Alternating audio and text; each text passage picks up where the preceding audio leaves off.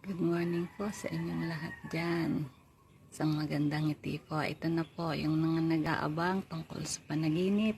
Ahas po ang ano natin ngayon. Yung nanaginip po ng ahas. Pinuluputan kayo ng ahas o kung sino man tao yung napanaginipan nyo na pinupuluputan ng ahas. Ang simbolo po ng ahas ay tukso. So nalalapit po kayo sa tukso. Yan po ang sinisimbolo ng ahas. Pero kung ang ahas po ay napatay ninyo sa panaginip, mapaglalabanan niyo po ang tukso. Pwede pong tukso sa pera, tukso sa pag-ibig. Hanggang dito na lang po. Marami pong salamat. Hanggang bukas po ulit. Pakishare naman po, like, heart, or react. At pwede po kayo mag-comment sa baba kung ano pong panaginip ang gusto nyong i-discuss ko. Maraming salamat po. I love you all. Bye!